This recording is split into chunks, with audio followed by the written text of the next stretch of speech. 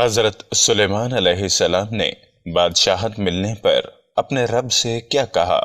حضرت سلیمان علیہ السلام کون تھے؟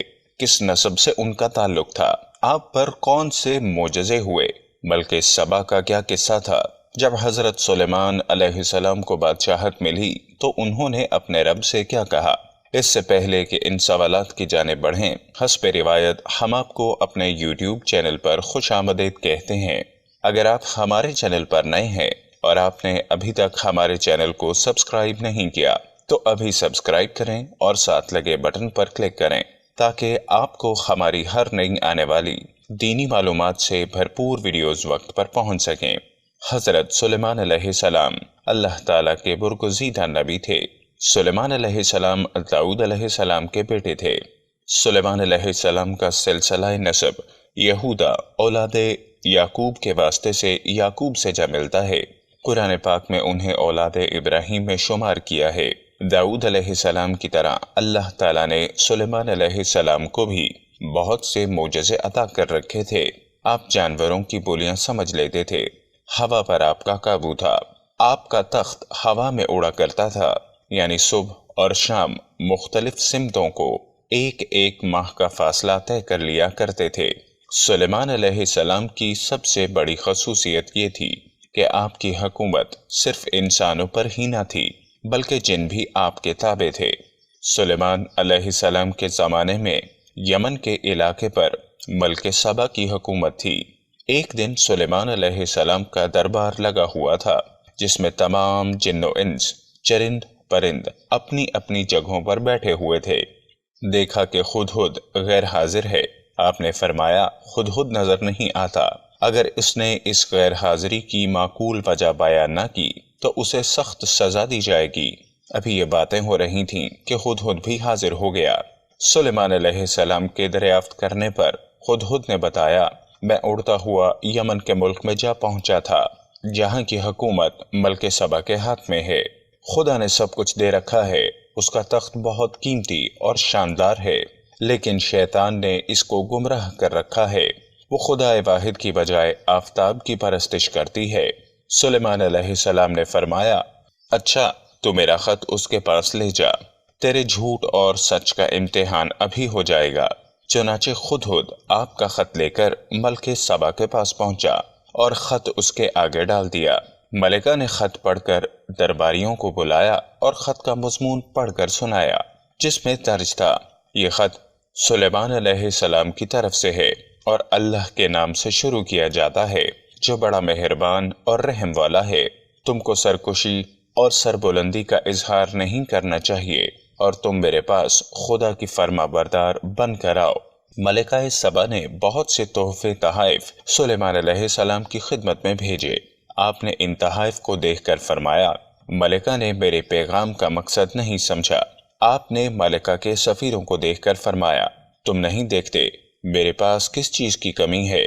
یہ تحفے واپس لے جاؤ اور اپنی ملکہ سے کہو، اگر میرے پیغام کی تعمیل نہ کی تو میں عظیم الشان لشکر لے کر وہاں پہنچوں گا اور تم کو رسوا اور ذلیل کر کے تمہارے شہر سے نکال دوں گا۔ جب قاصد سلیمان علیہ السلام کا پیغام لے کر ملکہ کے پاس گئے تو اس نے یہی مناسب سمجھا کہ خود سلیمان علیہ السلام کی خدمت میں حاضر ہو جائے۔ جب سلیمان علیہ السلام کو ملکہ کی روانگی کا علم ہوا تو آپ نے فرمایا، دربار والوں میں سے کوئی ایسا ہے جو ملکہ کا تخت یہاں لے آئے؟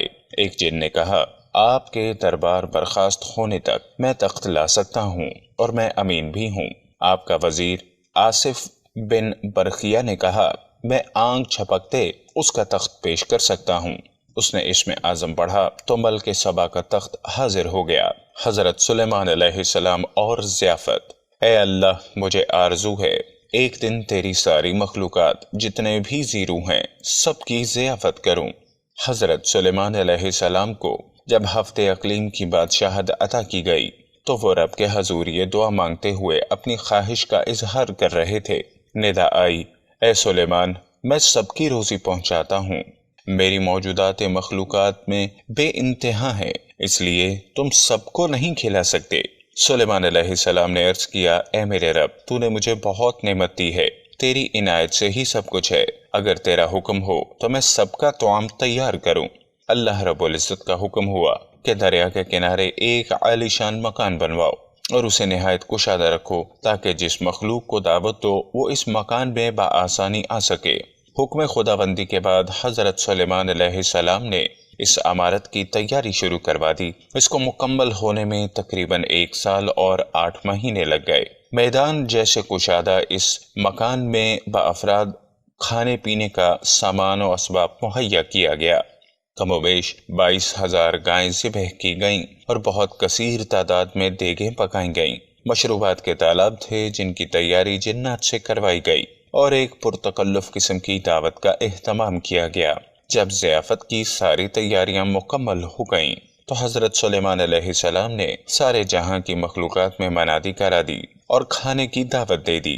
ساری مخلوقات، انسان، جن، چرند پرند، درندے اور ہر طرح کے کیڑے مکوڑے، خشکی، تری اور ہوا میں اڑنے والے اور رینگنے والے بھی، تمام مخلوق کھانے کی دعوت پر آن پہنچیں اور اس مکان میں جمع ہو گئے۔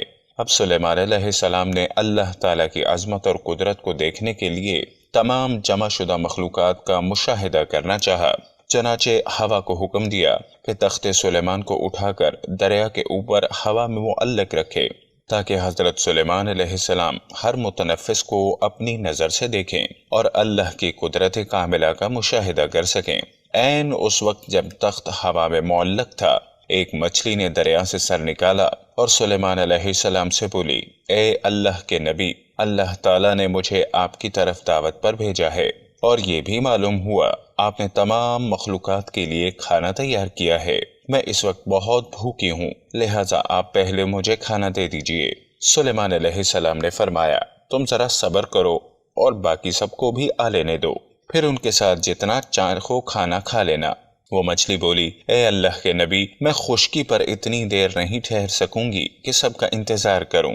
یہ سن کر سلیمان علیہ السلام نے اجازت دیتے ہوئے کہا، اگر تمہارے لیے ٹھہرنا مشکل ہے تو پھر تم کھانا کھا لو اور جتنا تمہارا جی چاہے کھا لو۔ یہ سنتے ہی وہ مچھلی دریا سے نکل کر اس میدان نما مکان میں آئی اور جتنا کچھ کھانا وہاں پڑا تھا سارے کا سارا ایک ہی لقمے میں کھا گئی۔ پھر سلیمان علیہ السلام کی طرف مڑی اور ان سے مزید کھانا مانگنے لگی۔ یہ دیکھ کر سلیمان علیہ السلام متعجب ہوئے اور بولے، اے مچھلی، میں نے تمام مخلوقات کے لیے یہ کھانا تیار کیا تھا جو تم ایک ہی نوالے میں کھا لیا، کیا اس سے بھی تیرا پیٹ نہیں بھرا جو تو اور کھانا مانگ رہی ہے؟ مچھلی بولی، اے اللہ کے نبی، اللہ تعالیٰ مجھے ہر روز 3 لقمے رزق دیتا ہے اور جو کھانا آپ نے تیار کیا تھا وہ تو سب کا سب صرف ایک ہی لقمہ ہوا، اب مجھے 2 لقمے مزید کھانا درکار ہے، تب کہیں میرا پیٹ بھرے گا۔ میں آج آپ کی مہمانی میں بھوکی رہی ہوں اور اگر آپ اسی طرح باقی مہمانوں کو بھی کھانا نہیں دے سکے تو آپ نے ناحق انہیں کھانے پر بلوایا۔